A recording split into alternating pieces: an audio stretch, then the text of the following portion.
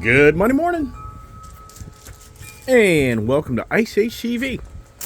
The YouTube channel is all about the internal combustion engine age, and wow, it's a Monday morning. I'm even getting my saying of the internal combustion age YouTube channel. It talks about all my cars and trucks and motorcycles and dogs and addictions and all the crazy things and car Mustangs and wow. Monday morning there, man. I tell you what, I just can't get going this morning. What's going on my brain? I need more coffee, right? And hey, thanks for those that tune in to watch me on a regular basis. Really appreciate all the support and the great comments. Love reading people's comments. I really do. It's exciting to get up in the morning or as I go through the day and see people post their views and ideas as well as my ideas that you hear me talk about. But wow, what a weekend. And it's a brand new week already, Monday morning, right? Back to the schedule. And you know what? I think this car is so appropriately positioned in my driveway from the way my daughter took a position on this car. And you can tell the daughter's back home because my driveway starts getting all cluttered up. The kid's just a little different from me on how I like to kind of keep my cars one place versus somewhere else. And just a beautiful view out here today. Not real cold. It's more windy, but tomorrow's supposed to be in the 30s. Today's in the 40s. It's not real bad, but just beautiful time of year here still, thank goodness. But yeah, if anybody wants an Ice Age TV sticker, I always have it in the back of my Bronco sitting here. Hey, just email me, iceagetvcomments@gmail.com, and I'll mail you one to share the Ice Age love of the internal combustion engine. But here's what's interesting. My daughter took a position on this car when I first brought it home. She didn't like it. She even followed me on my motorcycle down the dealership, driving it down so that I could drop the bike off and I could drive back home. And I think that was the Triumph Rocket. And she was just like, nah, wasn't her position was blah, but the car hadn't been modded yet. The car hadn't been lowered. The car hadn't had a H-pipe put on it. The car didn't have the new exhaust. The car didn't have the short shifter. And so it's amazing how I've done that to that car. And now all of a sudden, it's mine, Dad. It's mine. It's mine. It's mine, even though she kind of still goes back to the white Mustang. But wow, so you're hearing the word position.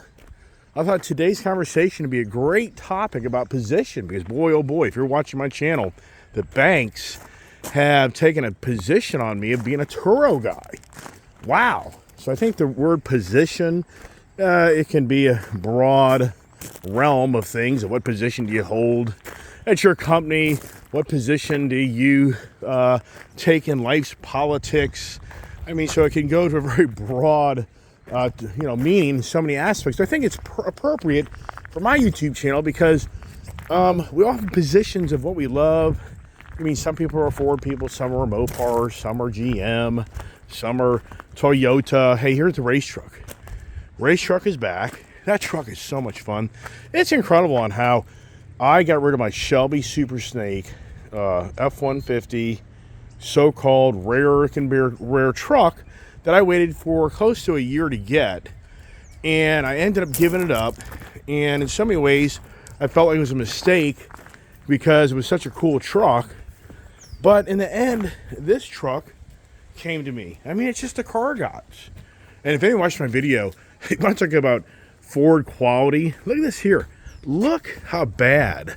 I mean, what is going on here? How do I get that to be more flush? When I watch my videos, I can see that. I can see how imperfect. Hey, it's Ford. What do you expect, right? So let's get in here and get the dogs put up because if the dogs start barking and start running, it just ruins the whole video.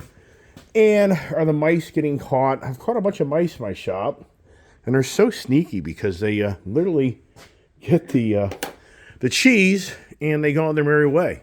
My lens looks like it's all fogged over or something. I probably need to clean my lens here. It's never ending. Tell you what, you talk about me having a position on the iPhone. The iPhone is the worst device you could use to make a YouTube channel. I'd have to borderline say, if I hadn't bought this Samsung phone and really opened my eyes up on how much better this is than the iPhone, I don't know if I'd be making videos. That iPhone yesterday I made a morning video, the kid and I going to the car show. See if my camera, sorry for the distraction here, but I think my camera lens has something that helps out any better. I think it did. So the daughter and I went up to the car show yesterday morning, and I used my Samsung phone, which is the most dominant camera I use. And yeah, I know people out there would say, get the camera phones, but it's too much work. I mean, it is so much work to edit content and then to publish it. And you can be the most creative person in the world of putting little excerpts in it and content of, little things going by and emojis, all that stuff. But at the end of the day, it doesn't make the difference of your YouTube channel per se of people wanting to watch it. If you don't have just really incredibly cool content, it doesn't matter how creative it is. I told so many people out there, it doesn't matter how pretty you look. If your attitude and your look at life sucks, you're just not going to have a lot of sense. I mean, you can look at the pretty things, whatever. So the whole point is, this iPhone that I have, it took me forever yesterday after I went to that Criswell Nissan to get the videos to load. It was a 3-hour project. 3-hour project for really basically a 30-minute video. This phone here, I can make a 30, 40-minute video. It uploads into a movie within a matter of seconds, and then it publishes on my YouTube channel, usually within a 20, 30-minute time frame, typically. Yeah, so I thought I would get the lights, camera action on because of the position. And once again, if you're really watching my channel, you now know that I've run into a wall with the financing of buying a vehicle because I've been labeled as a Turo person. And what's pretty cool is people who watch my channel are now like, wow, I never even really realized there was this thing called Turo. Years ago, I thought it was called Turismo. I mean, I don't know. You got all these video games. I thought years ago Turo was a video game thing. No, Turo is a real deal of where you as an individual can sign up with Turo, a company, to offer your car to be rented, like the Airbnb. I mean, it's just the Airbnb. Instead of it being a house, if you're cognizant of Airbnb, it's people rent out their houses for a day, 2 days, a week, whatever it may be, and you get a lot of money. So in the market, if I was doing Turo in the market, I could probably pretty much guarantee you I could get $350. I could maybe even get $500. Maybe. I don't know. I don't know the market. I'm not signed up to drive this Hellcat because it's so per se rare being the red eye. What with this? These are a dime a dozen. What do you get out of this thing? 150, 200 bucks a day? What do you get out of the race truck? It's not even a category out there. I have no idea. All right. But the thing is, I'm not interested in that. I don't need those type of monies to be able to pay my bills. I mean, I've said it many times. When the day comes that I can't afford vehicles, the vehicles go bye-bye. I mean, that's just the bottom line. If I don't think I can afford them, then they go away. So to resort to having to rent my cars out, I want nothing to do with it. I really don't want anything to do with it. And I'm not. But for some reason, the position of the banks, and that's why I thought this word position would be such a great conversation this morning, is I am now labeled through the banks, and their position is I'm a Turo guy. And how do I overcome that?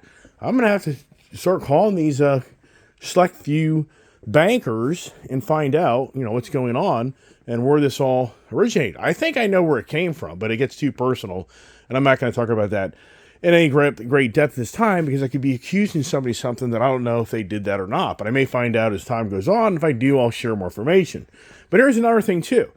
It's really incredible how motorcycles. I like to use my motorcycles. I like to use my cars in my morning conversations because I've got such a diversity of different type of vehicles and different styles that each one of them has a different personality of the position of how you sit on the motorcycle or you sit in the car seat.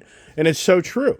I mean, I can't emphasize enough. The Indian product for me, it's really incredible how back in 2019, I really separated myself from Harley. And I really felt strongly that Indian's a better product. And I still, in so many ways, feel like the Indian Challenger against the Road Glide, the Indian Challenger is really the better motorcycle. And some be like, yeah, but you just had this Pursuit and blah, blah, blah. Well, for the record, Indian is buying that bike back. So it's not like they didn't take care of me. They did. And it took some time to get the problem resolved for their position to be from continuing to try to work on the bike to their position will buy the bike back. And I knew it would just take some time. Just the patience is a virtue.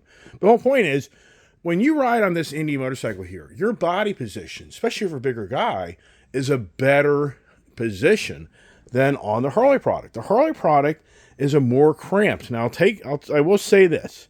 The new CVO Road Glide seems to have a little bit more room. I don't know what that is about, but it doesn't, but it does. But when you go to Street Glide and you go to the touring bikes, the Harley Davidson is to me it's a tighter position when you get on the bike, so you feel more cramped and it feels more choppy as a bike. But once again, this new front end suspension, the new redesign of Harley, it's not as bad as the previous generation. But the whole point is, your body position is so important when you ride a motorcycle. Like when I got this motorcycle for my daughter down in Florida this past July, I rode it home, and the body position of that motorcycle for me is terrible. I have long legs, so for me, it just wasn't right. I just was too cramped in that motorcycle. It's more for my daughter, the way the forward foot controls are on that motorcycle. You come up here to the Triumph Rocket, you come up here to the CB1000, CB650, and once again, it's all about your body position. And my big concern, got to take a little drink of coffee here, so excuse me. Yeah, it takes a while, right?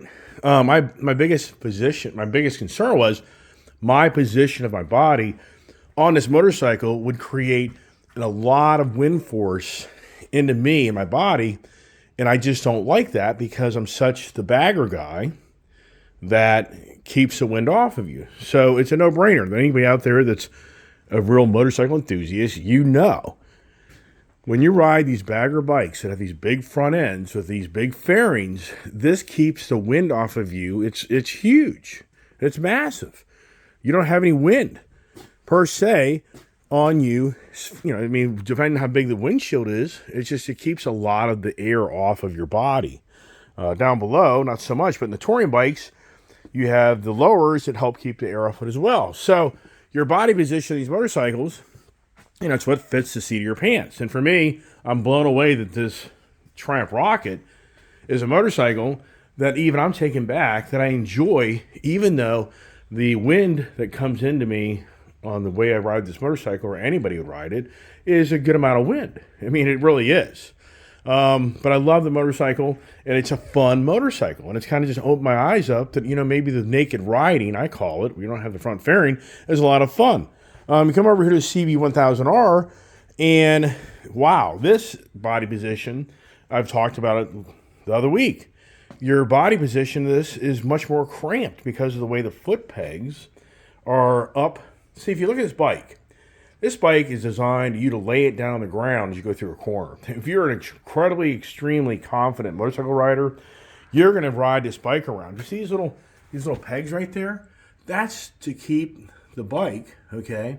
That lets you know you're on the ground. You're on the ground just about getting ready the bike to hit other things like your exhaust. That's to protect you from rubbing the exhaust. That right there, okay? And it's flexible. As you're pushing down, you'll start feeling that metal pin, okay? So that's a whole different riding style where the foot pegs are up higher so you can have a much more aggressive attack in the corners. These foot pegs here in this bike's me dragging the corners way before this is, and it's the same thing over here. These bikes are designed to be the back road in so many ways, crotch rockets, where you're doing like you see on TV, these guys with their knees on the ground going through corners. Radical stuff. I'm not going to be doing that. Not at my age. I don't have that talent nor experience from growing up to do that. So the whole point is, the position of your body in this is much more pushed up into your abdomen and the way your hips. And as you get older, I've talked about it. A lot of older people cannot ride this style bike. They would cramp up. And until you've cramped up on a motorcycle, you just don't get it. Your hips, as you get older in life, your hips, your knees. So, but for me, I'm blown away that position of that motorcycle there is not bad, and it's actually a fun motorcycle. Now the CB650, no way. This bike here, no. This is definitely for a younger person. It's lighter. The steering's different. Your whole body position is radically different, even though they look so similar. But you're different. It's a whole different body posture when I ride this bike. It's not a bike for me. It's a bike for the kid. And as I told you, look at this here. Look at this little front fairing thing. This one doesn't have one. And just a little time you're riding this motorcycle, the position of this little fairing here is huge on how this deflects the air off of you. And it's not too bad. I'm really taken back.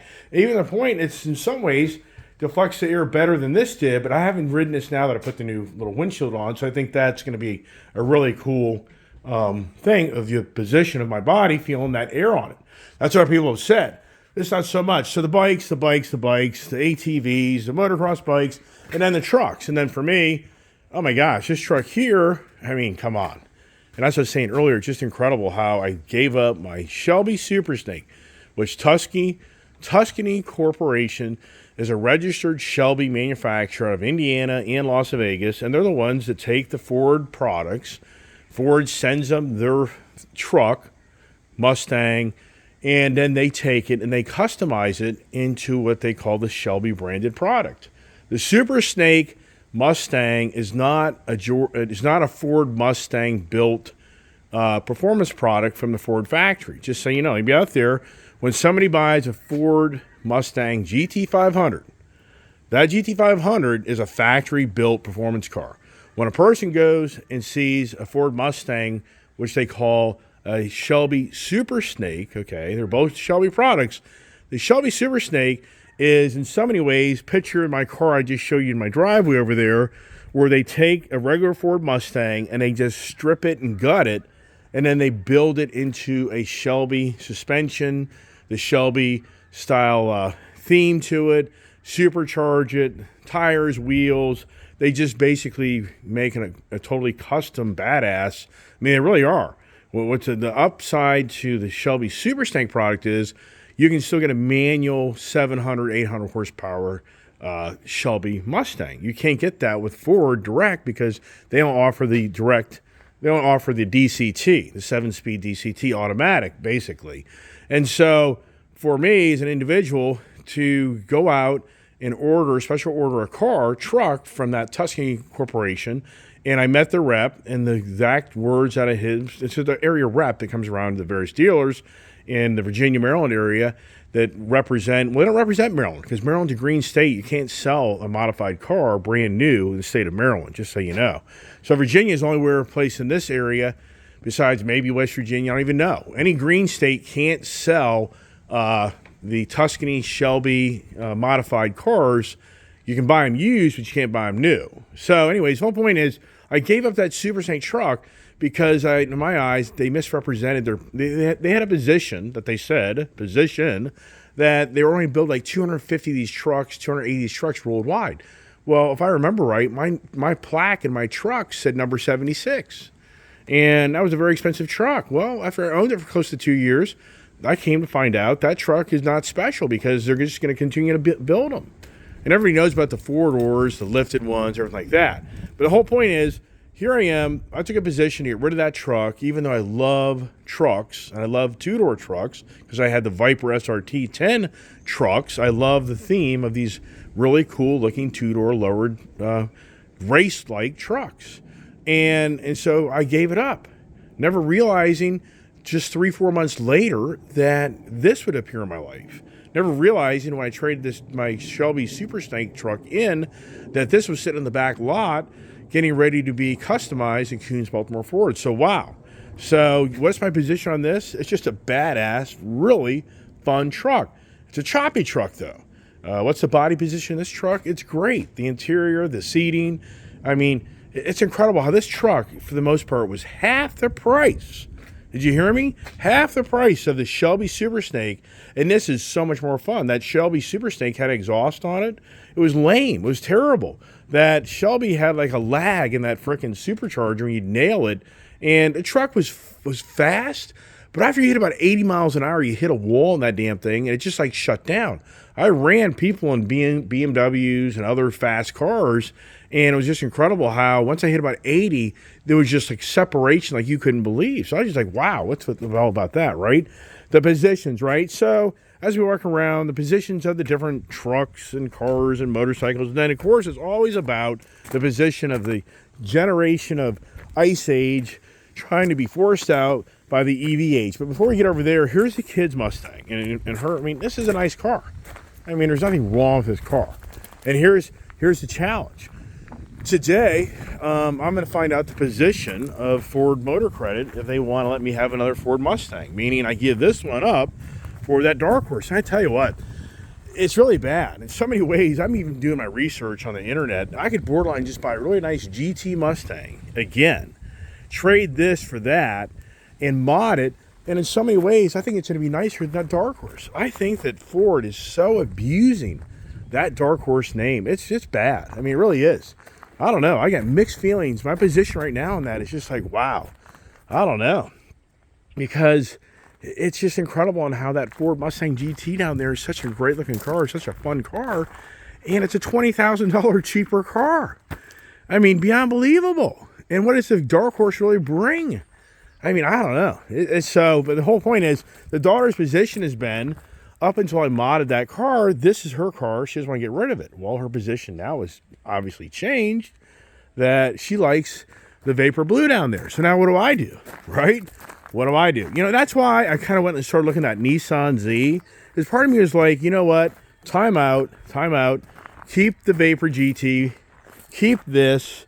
And let me just go to my, appease my car addictions of having to buy something. In all sincereness, I've wanted a Z car for many years, but I've never been impressed with the new generation of Z cars, and I haven't bought one. And I was only hoping that this new generation Z car would maybe get some fun out of it. And on Saturday, I so thought that was that played out. Wow, we got the geese coming in. They're noisier than me. That's hard to believe. So for me, yeah, today's the triple day. Somebody like, today's the triple day. What do you mean by that? Well, the triple day is because I've got right now a pending deal at Ford Motor Credit for a Dark Horse. I right now have a pending deal at the Nissan dealership for Nissan Z gunmetal.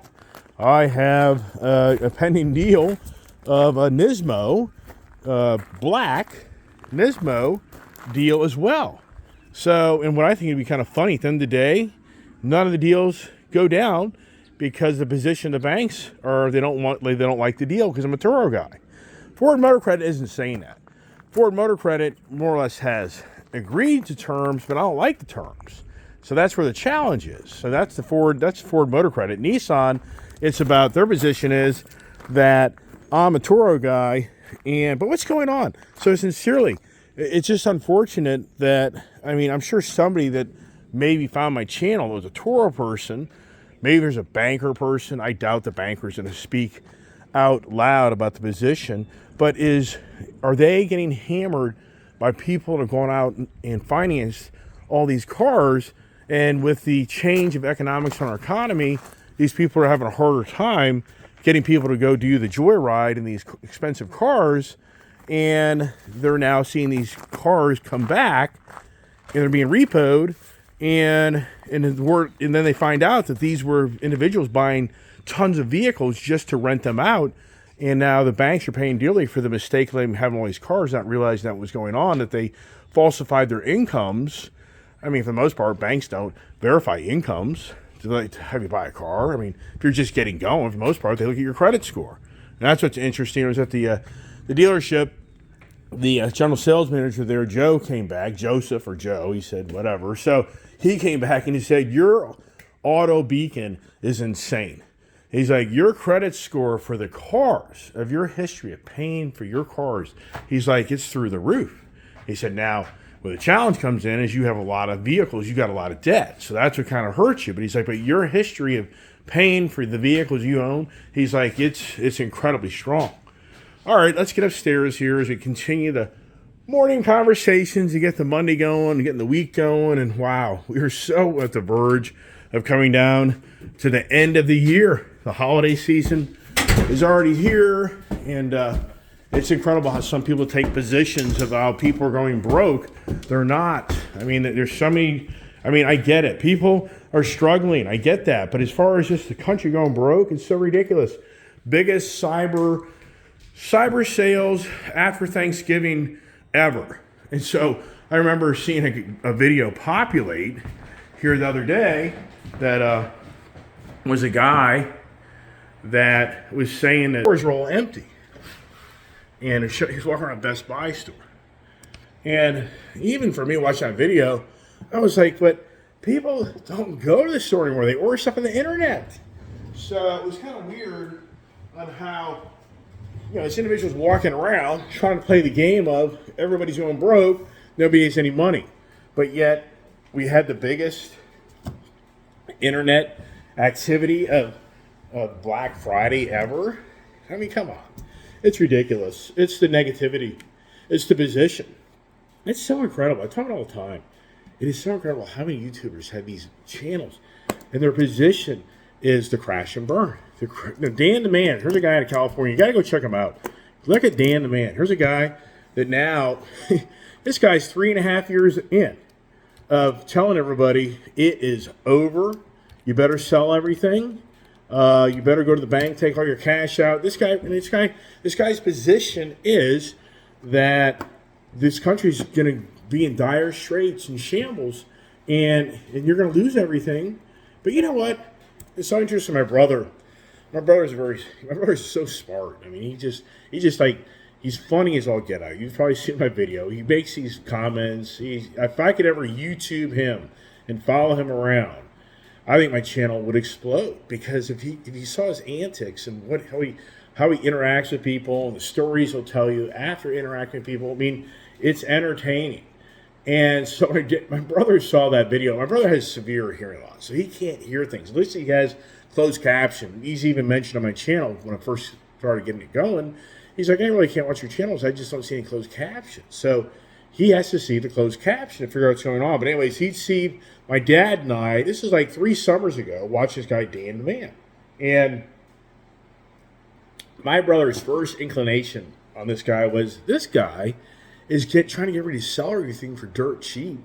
It's because he's got people behind him who's going to pick up and buy everything else for dirt cheap and then be reward themselves.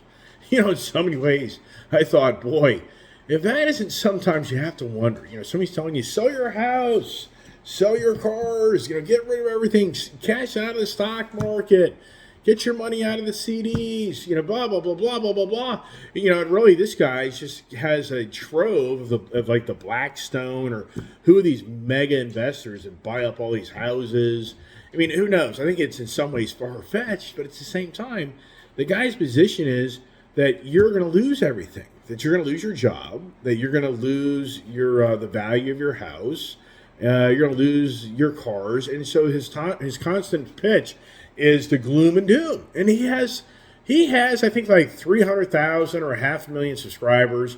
And it's always puzzling. The guy posts a video, and within an hour or 2 hours time, the guy's had like 50,000-60,000 hits. It just is like, man, wow. I don't know.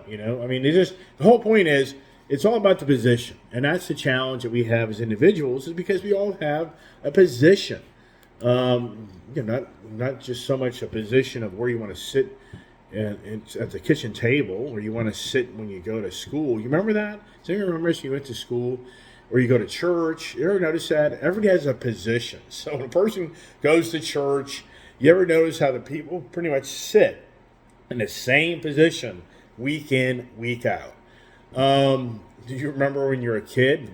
My family growing up, we'd fight for the position of the best chair to be in front of the TV. I mean, then you'd get up, go to the bathroom, or get something to eat, and then your brother or sister would take your position of the best seat. I mean, anybody remember those days? Who doesn't know the position in who's driving? Oh my gosh, my brother is classic. When we have to go drive around, it's like my brother has to be the guy that drives around. I mean, it's changed as we've kind of gotten older, but at the same time, my brother's always been in this position that he's driving. You ain't driving. He's driving. Who doesn't know these stories? That even married couples. Who doesn't have a married couple where, your wife's like, I'm driving. You ain't driving. Or the husband's like, no, honey, you ain't driving. I'm driving. I mean, the positions, right? Who gets the front seat? Then through the kid, who's sitting in the front, who's sitting in the back. I mean, some people get nauseous and car sick. I mean, it's the same thing. The position, everybody's fighting position. And then, who doesn't hear these stories? You were promised a position of moving up in the company, and you didn't get it. Oh, I know these stories. I know tons of these stories. I mean, I know just recent stories of very well-to-do individuals that work at these dealerships that were under the impression that their position was going to be a better position when somebody retired. And in the end, no, they didn't get the position. So what's the person's position after that? It's, see ya, I'm gone, I'm leaving. And that's a huge challenge. And so then I think of myself, when you start to kind of now get more into the state of times of where we are in this country with the electric vehicle infrastructure, it's incredible that the position that this city administration has to try to get this to take off by leaps and bounds. So, is my throat getting a little dried out from the coffee I drink? Yes, it is. So, sorry about that, having a drink in front of you all the time. But just want to keep the video going, not stop and start it. So the whole point is, the position right now, the city administration, is more than ever to have everybody be an electric vehicle driver. I mean, it's beyond unbelievable. But what's so incredible about all this, it just befuddles me. We live in a society of misinformation. I mean, come on. Am I now sharing videos of misinformation like never seen before for me personally because I've been labeled as a Turo guy? I mean, the banks are now somehow getting information. I don't even know where they're getting this information. And their position is now they feel like I'm a high-risk individual because I'm a Turo guy. So other people feed off of that and they believe it. And that's where that thing just gets so aggravating. I just think so many people would just so agree that we just see so much information that's shared that is not accurate or correct. And you're arguing with somebody, you could turn blue in your face that just is clueless in what they're talking about. And it's just so bad. And the reason I say this with the city administration is you got Joe Biden that is trying to bring this electric infrastructure at the fastest pace, most expensive pace ever. I mean, so he wants to go down, instead of the Industrial Revolution, he wants to go down as the electric revolution. That's his goal. Oh, you'll be reading the history books. Yes, in 2021, Joe Biden signed off on the Inflation Reduction Act. Yes, and he was the first guy. This is what you're going to read, okay? That's where it's going. But will you read about how it was a total collapse of the economy, of the infrastructure of the country we live in? And that's radical. And I don't disagree. But here's the thing. CATL. Do you know who CATL is? CATL. It's a Contemporary Amperix Technologies Company Limited that's out of China. They're the biggest producer of the electric batteries. They're the dominant battery supplier of the world for electric cars. So their position is they're the number one position in the world of technology for the batteries for the use in vehicles. And then you have BYD. I've talked about this company, BYD, with Berkshire Hathaway, Warren Buffett. Build your dream out of China.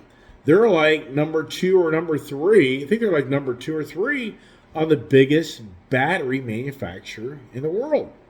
CATL's wanting to buddy up with Ford in Michigan to create a battery factory. CATL just signed an agreement with Stellantis Automotive to be a battery joint venture. Okay, so here's the position. The Chinese are the most dominant factor of the electric revolution. Okay, the Industrial Revolution in our country back in the 1800s was more of our infrastructure of our country. But we're taking on the electric revolution under Joe Biden, that the policies he's bringing don't really mend with the policies of the world. And what I mean by that, well, here's the thing. China is now getting ready to overtake Toyota and the biggest exporter of manufacturing. Did you just hear that? China's infrastructure of the Chinese electric car is getting ready to outsell, export. Talking about vehicles they export to other countries, is getting ready to outdo Toyota. Toyota is a massive company. Toyota is, in so many ways bigger than General Motors. So, okay, all right. Well, so what's that mean? Well, what does that mean? Joe Biden's administration is following Donald Trump's 25% tariff on China bringing vehicles to our country, and he's rewritten legislation just a little over a year ago that any vehicle that wants the tax credit of $3,500, $7,500, whatever it may be, that vehicle must have X amount of components that are domestic side or relationships with domestic companies overseas. So China doesn't qualify. If you buy a Chinese car, it doesn't qualify for those tax incentives.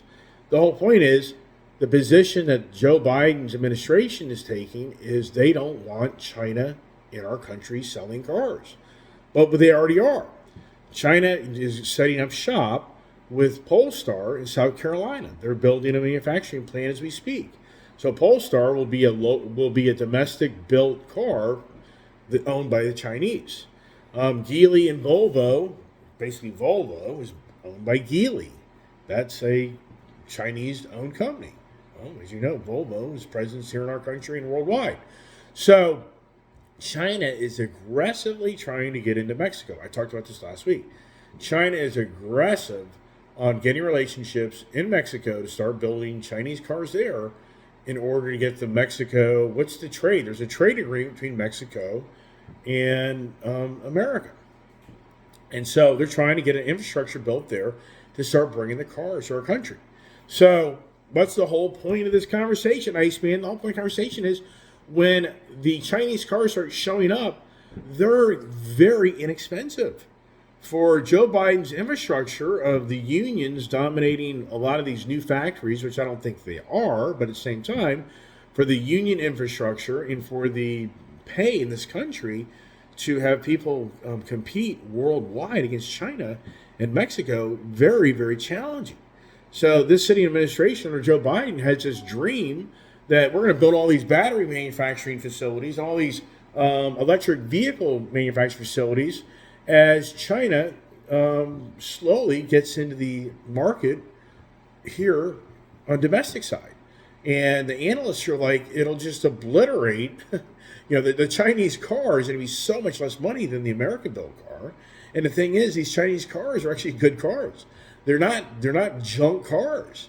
So when you tell a guy you can buy this BYD vehicle or Geely vehicle, whatever it may be, for $30,000 and it goes 300 miles, or you can buy the Joe Biden Ford Mustang Mach-E for, by that time they're at maybe 42 or 44 grand, and it goes the same distance. Which one are you going to buy, right? I mean, and if the comfort features, you sit in it, your body position, the people that get in the car in the back, if it's all, your position's going to be, why would I buy this? I just saved myself $12,000. And so then they, well, yeah, but you get $7,500 tax credit. Well, I don't know if the $7,500 tax credit applies for that vehicle, maybe $3,500. So I don't know, but but this isn't something that happened overnight.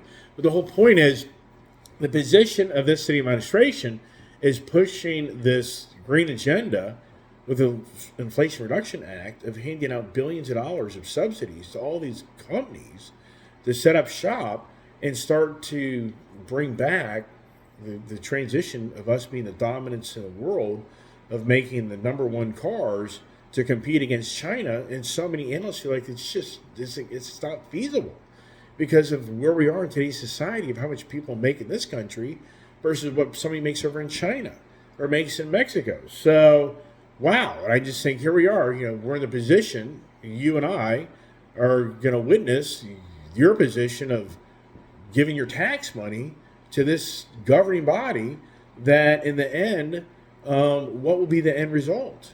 And I think most people would just have to really say, for me, And it isn't for me wanting to see gloom and doom. That's not the message. The message is Joe Biden's administration is aggressively going after China to not let them get into our country with their cars because they know what will happen if China can get into this market. It's going to be, it's not going to be good. It's going to be very challenging in what's going on. And so you see video after video of how Ford and GM and all these car people are saying that the position of Ford and General Motors is they're all pulling back on this EV revolution because it's not happening. So when I talked about that great link last week and everything else. So anyways, kind of leave it at that on the position. So yeah, today, keep in mind for me. So what's really interesting is the guy at the Nismo dealership, he's at MSRP. The guys at the Sterling dealership, they have ADM.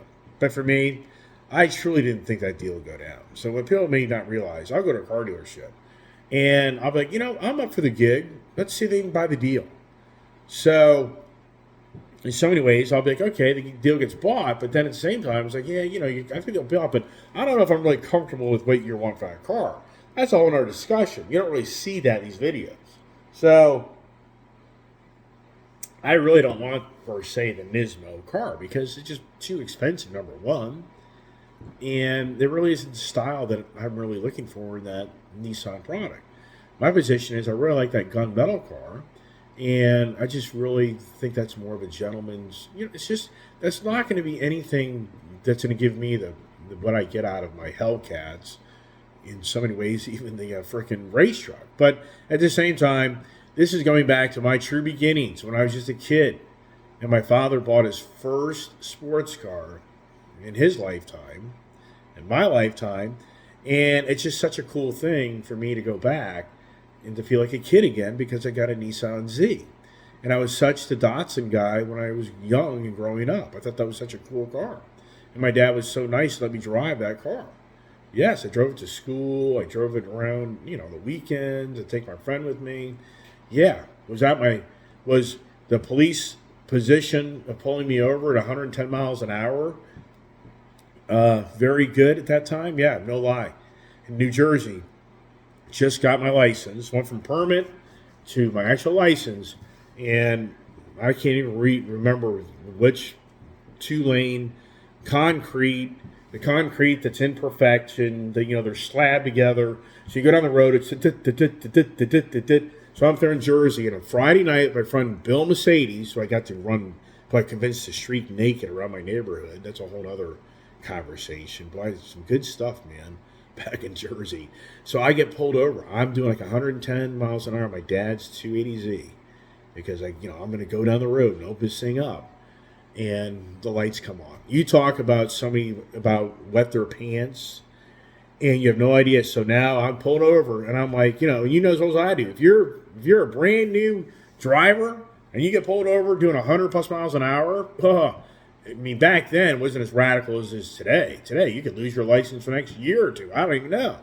But anyway, so the police officer comes up. It's dark out. It's nighttime, and his lights are into my car. And then he walks with a flashlight, and I give him my license and registration. And he looks at me. He's like, what are you doing? And I told him, I was like, I just got my license, and I just wanted to see if this car would do. I'm sorry that I went so fast, but, you know the story. And boy, oh boy, the guy disappeared, came back, and he's like, you realize what I can do to you because of you just got your actual license. You just came off your permit. And I'm like, yes, sir. And yeah, I'm totally like, oh, my God, I just screwed myself. He hands back the license and says, go home. Don't do this stuff. Wow. And my friend Bill Mercedes, he's like over on the other side of the car, just like, we're both going to jail, right? So, but anyways, the whole point is the Z brings back so many memories of me getting going. That was my first car that I learned how to clutch drive. That was the first car. That was the car I used to take my driver's test to go from being a permit to a permanent real license. And that was such a close bond with my father because of something that he got that I so wanted him to have in California. So the Z thing, it's about me going back to being a kid. It's all it is. And yeah, I really want the gunmetal. I think that's the car to get. But here's the challenge. I'm not paying the price they want me to pay that would may have paid on Saturday. So there's a whole other ball game. So how does that play out? But once again, I don't know. I don't know how this guy's going to overcome the Turo. The position of Nissan right now is, no, this is a Turo guy. We're not going to finance it. So how does a guy overcome that? Yeah, good luck. All right. Well, anyways, that's it. Thanks for all the participation. And what is your position? Yeah, I'd love to hear the positions. And I do. People reach out. It's great stuff. I'd love to hear it. So anyways, hey, everybody, thanks for supporting. And wow, I'm close to 10,000 subscribers. I'm just like 34 away from 10,000 subscribers. Wow. That'd be pretty cool or what? For me, for as long as I've been doing this. But you know what? I just love doing it. So everybody, have a great day. Stay safe and stay tuned for the breaking news. Yeah, who knows? All right, have a great day. God bless.